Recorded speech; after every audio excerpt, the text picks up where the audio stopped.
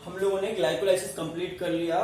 हमने क्या देखा, ग्लाइकोलाइसिस में ग्लूकोज से पायरुविक एसिड बनता है और ये पायरुविक एसिड बनने की घटना कहाँ होती है, सेल के अंदर साइटोप्लाज्म में होती है। तो सेल के अंदर साइटोप्लाज्म में ग्लूकोज से पायरुविक एसिड बना, ठीक है। चाहे एरोबिक कंडीशन हो या एनारोबिक कंडीशन हो, हर कंडीशन में ग्लूकोज से पायरुविक एसिड बनता है। चाहे ये एरोबिक रिस्पिरेशन हो रहा हो तब भी बनेगा, एनारोबिक रिस्पिरेशन होगा तब भी बनेगा, दोनों ही कंडीशन बनता है। इसलिए ग्लूकोज से पायरुविक एसिड बनने की घटना को यूनिवर्सल रिएक्शन कहते हैं। ग्लाइकोलाइसिस को यूनिवर्सल रिएक्शन के नाम जानते हैं, क्योंकि ग्लाइकोलाइसिस एरोबिक रिस्पिरेशन में भी होता है और एनारोबिक रिस्पिरेशन में भी होता है। दोनों ही कंडीशन में ग्लाइकोलाइसिस होता है, इसलिए ग्लाइकोलाइसिस को यूनिवर्सल रिएक्शन कहते हैं। और कहां पर होती है ग्लाइकोलाइसिस, साइटोप्लाज्म में, सेल के अंदर। अब ये पायरुविक एसिड जो है, पायरुविक एसिड के अंदर इतनी क्षमता होती है कि माइटोकॉन्ड्रिया की आउटर मेम्ब्रेन को क्रॉस कर सकता है। ये अगर माइटोकॉन्ड्रिया, देखो ये डायग्राम माइटोकॉन्ड्रिया का बना रहे हैं, सपोज ये माइटोकॉन्ड्रिया है, तो माइटोकॉन्ड्रिया सबसे बाहर में कौन सी लेयर होगी, आउटर मेम्ब्रेन। अब अंदर में कौन सी लेयर होगी, तो अंदर में होगी उसकी इनर मेम्ब्रेन। ये मान लो माइटोकॉन्ड्रिया की इनर मेम्ब्रेन है।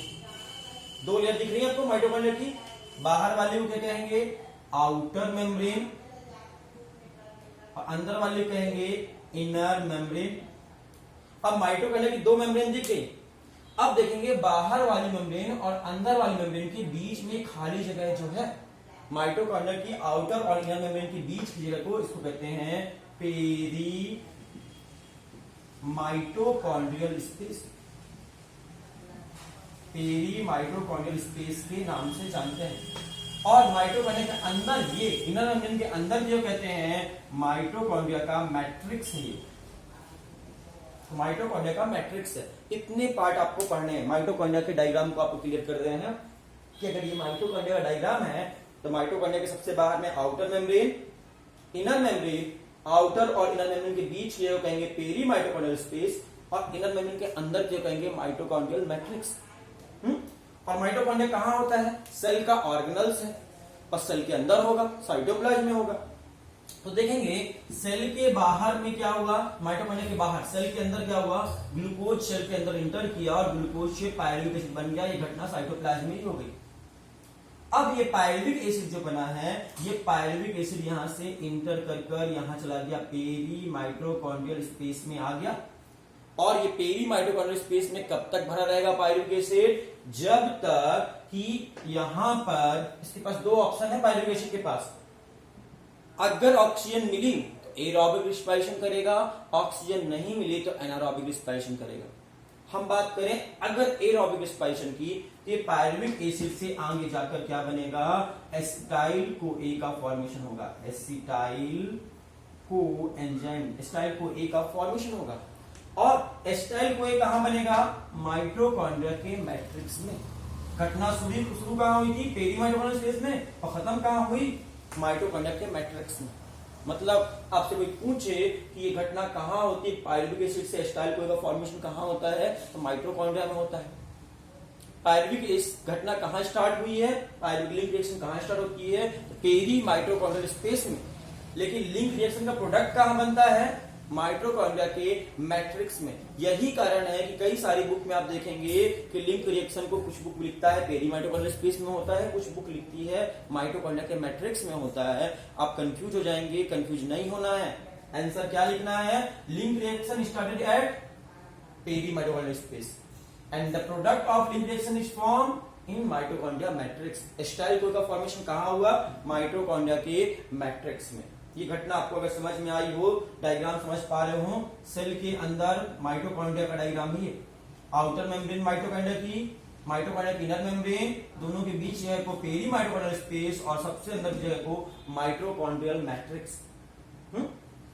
तो घटना कहां हुई ये आप समझ कर।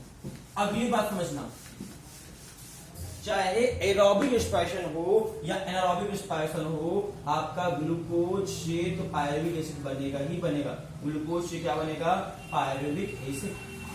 ठीक है, इस घटना को क्या कहेंगे, ग्लाइकोलाइसिस के नाम से जानेंगे। और ग्लाइकोलाइसिस नाम की घटना कहां होती है, साइटोप्लाज्म में होती है, इन साइटोप्लाज्म। इतना तो सबको पता है।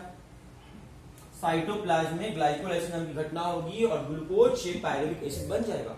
चाहे एरोबिक रिस्पिरेशन हो रहा होगा तो भी, एनारोबिक रिस्पिरेशन होगा तो भी, लेकिन इसके आगे की घटना डिफर करती है, दो पार्ट में डिवाइड है। अगर ऑक्सीजन प्रेजेंट रही तो कुछ और होगा, अब्सेंस रही तो कुछ और होगा। In the presence of oxygen, अगर ऑक्सीजन गैस प्रेजेंट रही तो एरोबिक रिस्पिरेशन होगा, और अगर अब्सेंट रही, अब्सेंट ऑफ ऑक्सीजन, अगर ऑक्सीजन गैस अब्सेंट रही तो एनारोबिक रिस्पिरेशन होगा। एरोबिक रिस्पिरेशन होगा तो अगला प्रोडक्ट क्या बनेगा, एसिटाइल को ए बनेगा। और अगर एनारोबिक रिस्पिरेशन होगा तो इससे लैक्टिक एसिड का फॉर्मेशन हो सकता है, एल्कोहल का फॉर्मेशन हो सकता है, इन सब का फॉर्मेशन हो जाएगा। तो पायरुविक एसिड से क्या बनेगा आगे, डिपेंड करता है ऑक्सीजन प्रेजेंट है या ऑक्सीजन अब्सेंट है। अगर अब्सेंट रही ऑक्सीजन तो एनारोबिक रिस्पिरेशन हो जाएगा और पायरुविक एसिड कन्वर्ट हो जाएगा लैक्टिक एसिड में या एल्कोहल में। लेकिन अगर ऑक्सीजन मिली तो पायरुविक एसिड बन जाएगा एसिटाइल कोए में, और इसके बाद एसिटाइल कोए से आगे जाकर होगी क्रेब्स रिएक्शन में इंटर होगी, क्रेब्स रिएक्शन चलेगी, क्रेब्स साइकिल चलेगी। यहाँ पर क्रेब्स साइकिल जाएगी तो देख सकते हो ग्लाइकोलाइसिस और क्रेब्स साइकिल के बीच में कनेक्ट करने का काम कौन कर रहा है, एसिटाइल कोए है जो मीडिएटर का काम कर रहा है, दोनों कनेक्ट कर रहा है, ग्लाइकोलाइसिस को और क्रेब्स साइकिल को आपस में कनेक्ट करता है, इस लिंक इसको ये, इसीलिए इन दोनों के बीच में लिंक बनाने का काम करता है ग्लाइकोलाइसिस और क्रेब्स साइकिल के बीच में। इसलिए इस रिएक्शन का नाम क्या है, लिंक रिएक्शन के नाम से जानते हैं, लिंक रिएक्शन या गेटवे रिएक्शन के नाम जानते हैं। एसिटाइल कोए का फॉर्मेशन, पायरुविक एसिड से एसिटाइल कोए का फॉर्मेशन घटना को लिंक रिएक्शन या गेटवे रिएक्शन के नाम से जानते हैं, because it link between the glycolysis and Krebs cycle. समझ गए हैं? लिंक रिएक्शन कब होगी, जब पायरुविक एसिड को ऑक्सीजन मिलेगा, पायरुविक ऑक्सीजन मिलेगा तो क्या बनाएगा, एसिटाइल को ए का फॉर्मेशन करेगा। ये घटना कहां स्टार्ट होगी, ये घटना पेरी माइटोकॉन्ड्रियल स्पेस में स्टार्ट होगी और इसका प्रोडक्ट बनेगा माइटोकॉन्ड्रिया के मैट्रिक्स में। और एसिटाइल को जब बन गया तो एसिटाइल को से आगे जाकर क्या होगा, क्रेब्स साइकिल होगी। एनारोबिक रिस्पिरेशन होगा तो पायरुविक एसिड से क्या बन जाएगा, लैक्टिक एसिड या एल्कोहल या कोई और ऑर्गेनिक एसिड बनेगा। ये आपको समझना है। तो आज की क्लास में पढ़ रहे हैं तो हमने पढ़ा था ग्लूकोज से पायरुविक एसिड जो बन रहा था वो मल्टी स्टेप प्रोसेस थी, बहुत सारी सीरीज ऑफ 10 रिएक्शन हुई थी तब जाकर बना था। लेकिन आप याद रखिएगा पायरुविक एसिड से एसिटाइल कोए का जो फॉर्मेशन हो रहा है ये सिंगल स्टेप प्रोसेस है, मल्टी स्टेप नहीं है। एक स्टेप में डायरेक्ट कोई बीच में इंटरमीडिएट कंपाउंड नहीं बनेगा, एक बार में ही पायरुविक एसिड से क्या बन जाएगा, एसिटाइल को ए बन जाएगा। और यहां पर कौन सी घटना होगी, ऑक्सीडेटिव डीकार्बोक्सिलेशन नाम की घटना होगी, तब बनेगा। तो रिपीट करते हैं, पायरुविक एसिड से एसिटाइल को ए कब बनता है, आफ्टर ऑक्सीडेटिव डीकार्बोक्सिलेशन।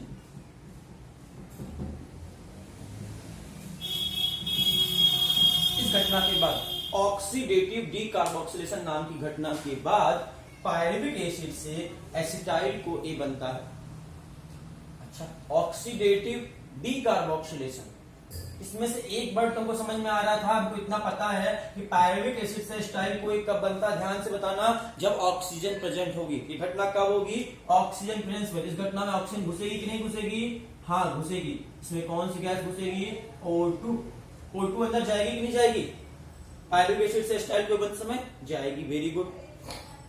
अगली बात यहां पर पढ़ो, डी मतलब रिमूव करना, कार्बोक्सिलेशन, कार्बन डाइऑक्साइड को बाहर निकालना पड़ेगा, ऑक्सीजन अंदर जाएगी और कौन सी गैस बाहर आएगी बदले में, CO2 गैस बाहर आएगी। ऑक्सीजन अंदर जाएगी और CO2 बाहर आएगी जब पायरुविक एसिड से एसिटाइल कोई बनेगा। ठीक है, इतना तो समझ में आया, ऑक्सीजन घुसना जरूरी है, कार्बन डाइऑक्साइड निकलना जरूरी है। ठीक है, अब बात करते हैं ऑक्सीडेटिव, ऑक्सीडेशन भी होना है। ऑक्सीडेटिव कैसे होगा, डिहाइड्रोजनेशन नाम की घटना होगी। NAD नाम का केमिकल घुसेगा और NADH2 नाम का केमिकल बाहर निकलेगा। NAD जाएगा और NADH2 बाहर निकलेगा। तो इस घटना के दौरान देखो NAD गया और NADH2 बाहर निकला, मतलब हाइड्रोजन बाहर निकला। हाइड्रोजन के बाहर निकलने की घटना को क्या कहेंगे? हाइड्रोजन बाहर निकलने की घटना कहेंगे डिहाइड्रोजिनेशन। पहली घटना कौन सी हुई? डिहाइड्रोजिनेशन। यहां पे कौन सी चीज बाहर निकली? Carbon dioxide. कार्बन डाइऑक्साइड बाहर निकलने की घटना को क्या कहेंगे? डीकार्बोक्सिलेशन। डीकार्बोक्सिलेशन, कार्बन डाइऑक्साइड को बाहर निकलने की घटना को डीकार्बोक्सिलेशन, डी मतलब रिमूव, कार्बन डाइऑक्साइड को बाहर निकाल रहे हो, डीकार्बोक्सिलेशन। हाइड्रोजन को अंदर बाहर निकाल रहे हो, डिहाइड्रोजनेशन। और ऑक्सीजन की प्रेजेंस में हो रही घटना। और इस घटना के दौरान एक और केमिकल भी ऐड करना होगा, एक और एंजाइम ऐड करना होगा, इसका नाम है कोएंजाइम ए। कोएंजाइम ए को भी ऐड करना होगा। और को ए को ऐड घटना को कहते हैं एसिटाइलेशन के नाम से जानते हैं, एसिटाइलेशन। कितनी घटनाएं हुई यहां पर? पहली घटना डिहाइड्रोजनेशन हुआ, दूसरी घटना डीकार्बोक्सिलेशन हुआ, तीसरी घटना एसिटाइलेशन हुआ। इन तीन घटनाओं के बाद आपका पायरुविक एसिड से एसिटाइल को ए बनेगा। शुरू से रिपीट करते हैं, कंफ्यूज हो गए हैं तो एक बार फिर शुरू से देख लें आप। ये पायरुविक एसिड था, पायरुविक एसिड से एसिटाइल को ए बनना है। पायरुविक एसिड से एसिटाइल को ए बनने समय तीन घटनाएं होंगी। पहली घटना कार्बन डाइऑक्साइड बाहर निकलेगा, CO2 बाहर निकलेगा। और CO2 के बाहर निकलने की घटना कहते हैं डीकार्बोक्सिलेशन। डीकार्बोक्सिलेशन पहली घटना। दूसरी घटना, इस घटना के दौरान NAD जाएगा और NADH2 बाहर निकलेगा। NADH2 हाइड्रोजन बाहर निकल रही है, हाइड्रोजन बाहर निकलने की घटना को कहते हैं डिहाइड्रोजिनेशन। डिहाइड्रोजिनेशन, हाइड्रोजन का बाहर निकलना, डिहाइड्रोजिनेशन। डिहाइड्रोजिनेशन, डीकार्बोक्सिलेशन, दो घटनाएं हो गई। और तीसरी घटना कौन सी होगी? तीसरी घटना होगी इसमें एसिटाइल को ए बनना है, तो को ए अंदर घुसेगा कि नहीं घुसेगा? को ए अंदर जाएगा, कोएंजाइम ए अंदर जाएगा। और कोएंजाइम ए के अंदर जाने की घटना को कहते हैं एसिटाइलेशन। एसिटाइलेशन, एसिटाइलेशन, डिहाइड्रोजिनेशन और डीकार्बोक्सिलेशन, तीन घटनाओं के बाद पायरुविक एसिड से एसिटाइल कोई बनेगा। और ये सब कुछ कब होगा? अगर ऑक्सीजन प्रेजेंट रहेगी तो। ऑक्सीजन चाहिए सब घटना के लिए, ऑक्सीजन भी अंदर जाएगा। ठीक है, रिपीट करते हैं। पायरुविक एसिड से एसिटाइल कोई बनना तीन घटनाओं के बाद होता है। पहली घटना डिहाइड्रोजनेशन, डीकार्बोक्सिलेशन और एसिटाइलेशन। इन तीन इवेंट्स के बाद in the presence of oxygen the pyruvic acid will convert into the acetyl-CoA। इतना समझ में? और इन तीनों घटनाओं को, डिहाइड्रोजनेशन, डीकार्बोक्सिलेशन और एसिटाइलेशन को एक शब्द में बोल सकते हो ऑक्सीडेटिव डीकार्बोक्सिलेशन। ऑक्सीडेटिव डीकार्बोक्सिलेशन का मतलब कोई पूछे, तीन घटनाएं कौन कौन सी? डिहाइड्रोजनेशन, दूसरा डीकार्बोक्सिलेशन, तीसरा एसिटाइलेशन। ये तीन घटनाओं के बाद आप तीनों घटनाओं को एक साथ कहते हैं ऑक्सीडेटिव डीकार्बोक्सिलेशन। और ये ऑक्सीडेटिव डीकार्बोक्सिलेशन कब होगा? In the presence of oxygen, जब ऑक्सीजन प्रेजेंट होगी तभी होगा। तो पायरुविक एसिड से एसिटाइल कोई कब कन्वर्ट होता है? In the presence of oxygen. ठीक है, इसमें कौन कौन सी चीज बाहर निकल रही है? कार्बन डाइऑक्साइड बाहर निकल रहा, कार्बन डाइऑक्साइड बाहर निकलने को डीकार्बोक्सिलेशन। हाइड्रोजन बाहर निकल रहा, हाइड्रोजन बाहर निकलने को डीहाइड्रोजनेशन। और एसिटाइल को अंदर जा रहा था एसिटाइलेशन। ये तीन घटनाओं के बाद पायरुविक एसिड से एसिटाइल को ए का फॉर्मेशन हुआ। इतना अगर समझ में आ गया है तो अगला चीज समझना, ये घटना कहां पर होगी। ये घटना कहां होगी, पेरी माइटोकॉन्ड्रियल स्पेस में होगी, और इसका आउटपुट होगा आपका जो एसिटाइल कोई कहां बनेगा, तो एसिटाइल कोई का फॉर्मेशन होगा माइटोकॉन्ड्रिया के मैट्रिक्स में। अब हम बात समझें, अब याद करो जल्दी से बच्चा लोग, ग्लूकोज से एक ग्लूकोज से पायरुविक एसिड बन रहा था, जब ग्लाइकोलाइसिस हो रही थी ग्लूकोज से पायरुविक एसिड बन रहा था। एक ग्लूकोज से कितना पायरुविक एसिड बना था, एक ग्लूकोज से कितने पायरुविक एसिड बने थे, आपको पता होगा 2 पायरुविक एसिड बना था। अगर 2 पायरुविक एसिड बना था, एक पायरुविक एसिड से एक एसिटाइल कोई बनता है, तो 2 पायरुविक एसिड से कितने एसिटाइल कोई बनेंगे, 2 बनेगा। एक में एक ऑक्सीजन खर्च होती है, 2 में कितना होगा, 2 ऑक्सीजन खर्च होगी। कितना CO2 निकलेगा, 2 CO2 बाहर निकलेगा, 2 NAD घुसेगा, 2 NADH2 निकलेगा, 2 एसिटाइल कोई, 2 कोएंजाइम अंदर जाएंगे, सब कुछ डबल हो जाएगा। क्यों डबल हो गया, क्योंकि हमने सपना कुछ एक के लिए पढ़ाया था, लेकिन एक ग्लूकोज से 2 पायरुविक एसिड बनते हैं, इसलिए सब कुछ डबल कर दिए, 2 2 2 सबके आगे लगा दिए। तो सोच का आंसर देना जल्दी से। जब भी इस पूरी घटना का नाम क्या है, लिंक रिएक्शन या एसिटाइल कोई का फॉर्मेशन या गेटवे रिएक्शन, तीनों नाम से जानते हैं इस रिएक्शन को। कहां होगी, पेरी माइटोकॉन्ड्रियल स्पेस में। जल्दी से बताइए, इस घटना के दौरान आपको कितने NADH2 का फायदा हुआ, आंसर है 2 NADH2 का फायदा हुआ। एक NADH2 का मतलब कितने ATP, एक NADH2 का मतलब था 3 ATP, 2 NADH2 का मतलब कितने ATP का फायदा हुआ, 6 ATP का फायदा हुआ। डायरेक्ट फायदा हुआ या इनडायरेक्ट फायदा हुआ, इनडायरेक्ट हुआ, डायरेक्ट तो नहीं बनी ATP कहीं पे भी। डायरेक्ट ATP कितना मिला, सबस्ट्रेट लेवल फॉस्फोराइलेशन से, सबस्ट्रेट लेवल फॉस्फोराइलेशन कितने ATP बने, 0, कहीं पर नहीं बना, कोई फायदा नहीं हुआ, सबस्ट्रेट लेवल में कोई ATP नहीं बना आपका, जो बना बस यही बना 2 NADH2। 2 NADH2 मतलब 6 ATP। लिंक रिएक्शन कितना फायदा हुआ, 6 ATP का। डायरेक्ट या इनडायरेक्ट, इनडायरेक्ट। CO2 मिली या नहीं मिली, हाँ मिली। कितनी CO2 मिली, 2 CO2 का फायदा हुआ, 2 CO2 बाहर निकली। इतना समझ गए हैं, ये पूरी घटना है। अगर इसको समझ गए हैं, पूरी घटना का आउटपुट समझ में आया, क्या मिला, एक ग्लूकोज से 2 एसिटाइल कोई मिलेंगे, एक पायरुविक एसिड से एक एसिटाइल कोई, 2 पायरुविक एसिड से 2 एसिटाइल कोई, तो 2 एसिटाइल कोई बने, 2 NADH2 बना, ठीक है। डायरेक्ट ATP 0 बनी, नहीं बनी, 2 CO2 निकला।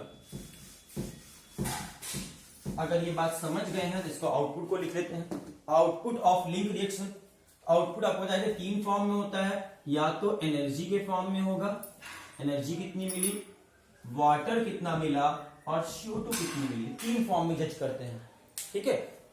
तो 3 फॉर्म में जज करेंगे जब भी करेंगे तो एनर्जी कितनी मिली, आप देखेंगे सबस्ट्रेट लेवल फॉस्फोराइलेशन, मतलब डायरेक्ट ATP कितनी मिली, नो ATP, 0, कुछ नहीं मिला। इनडायरेक्ट कितना मिला, मतलब ऑक्सीडेटिव फॉस्फोराइलेशन से कितनी ATP बनी, ऑक्सीडेटिव फॉस्फोराइलेशन से 2 NADH2 बना, मतलब 6 ATP का फायदा हुआ। तो टोटल कितना फायदा हुआ, टोटल आपको हुआ 6 ATP का फायदा। खर्च भी कहीं पर कोई खर्च नहीं है, इसलिए डायरेक्ट फायदा हुआ 6 ATP का। वाटर की बात करें, वाटर कितना मिला, तो आप बताए थे हमको जितने NADH2 होंगे उतना वाटर मिलता, मेटाबॉलिक वाटर। तो कितने NADH2 थे यहाँ पर, 2 NADH2, 2H2O का फायदा हुआ, 2 वाटर बने। और CO2, जब कितनी CO2 बनी थी, आपको मालूम था 2 CO2 बनी है यहाँ पर, 2 कार्बन डाइऑक्साइड का फायदा हुआ। कितना कितना फायदा बात करें, 6 ATP, 2 वाटर और 2 CO2, इतना फायदा हुआ आपको पूरे ग्लाइकोल आपकी लिंक रिएक्शन से फायदा हुआ। अगर आप देखें, जल्दी से तुलना करना, जल्दी सोच के आंसर देना बच्चा लोग, हम देखते हैं आप लोगों को कितना समझ में आ रहा है। ग्लाइकोलाइसिस की हम बात करते हैं पहले। ग्लाइकोलाइसिस से बताइए एनर्जी कितनी मिली थी ग्लाइकोलाइसिस में, टोटल एनर्जी कितनी मिली, तो ग्लाइकोलाइसिस आपको याद होगा 8 ATP टोटल फायदा हुआ था। वाटर कितना मिला था ग्लाइकोलाइसिस से, मेटाबॉलिक वाटर 2H2O, 2 वाटर का मॉलिक्यूल्स मिला था ग्लाइकोलाइसिस में, फायदा आउटपुट देख रहे हैं। और कार्बन डाइऑक्साइड कितनी मिली थी, 0, कोई कार्बन डाइऑक्साइड नहीं मिली थी ग्लाइकोलाइसिस में। अब हम बात करते हैं लिंक रिएक्शन की। तो लिंक रिएक्शन से कब कितना कहां पे क्या मिला, तो जब लिंक रिएक्शन हुई आपकी, लिंक रिएक्शन हुई तो लिंक रिएक्शन के दौरान एनर्जी कितनी मिली, तो आपको मालूम है 2 NADH2 बना, मतलब 6 ATP का फायदा हुआ। पानी कितना मिला, तो ग्लाइकोलाइज आपने पढ़ा है कि आपको 1 NADH2 से 1 वाटर मिलता है, तो 2 NADH2 मतलब 2 वाटर का मॉलिक्यूल्स यहां भी मिला, और मेटाबॉलिक वाटर है दोनों। हाँ, और लिंक रिएक्शन से CO2 कितना निकला, 2 CO2 बाहर निकला। तो CO2 कितनी निकली, 2 CO2 आपकी बाहर निकली। तो आपके लिंक रिएक्शन से 2 CO2 बाहर निकली। देख पा रहे हैं, 6 ATP, 2 water molecules, 2 CO2। Total देखिए अभी तक आपको कितना फायदा हो गया, 8 और 6, 8 और 6 कितना होता है, 8 9 10 10 अच्छा 14 ATP आपको मिल चुका है अभी तक। वाटर कितना मिल चुका है, 4 वाटर के मॉलिक्यूल्स मिल चुके हैं अभी तक ये 2 घटनाओं के बाद। और CO2 कितना मिल चुका है, 2 CO2 मिल चुका है। इतना आपको मिल चुका है। और आपको पता है, आपको फॉर्मूला याद हो एरोबिक रिस्पायरेशन का, तो 6CH2 + 6 आपने पढ़ा होगा। क्या पढ़ा था आपने, C6H12O6 + 6CO2, sorry C6H12O6 + 6H2O equal to कितना एनर्जी निकलता था, आपने पढ़ा था। कितना एनर्जी निकलता है पूरे ग्लाइकोलाइसिस से ग्लूकोज के, 38 ATP मिलना था। मिलना कितना चाहिए था, 38। अभी तक कितना मिला, ग्लाइकोलाइसिस और लिंक रिएक्शन मिलाकर 14 ही मिला आपको। मिलने वाला कितना है अभी, और जल्दी बताइए, टोटल मिलना था 38, 14 आपको मिल चुका है। तो मालूम बताइए कितना मिलेगा आगे जाकर आपको, आप बताइए कितना मिलेगा आपको। 38 मिलना था और 14 मिला है, अभी आपको और मिलना बाकी है ना। कितना मिलेगा ATP क्रेब्स साइकिल से, आपको याद रखिए 4 और 2 24 ATP का फायदा होने वाला है आपको क्रेब्स साइकिल में।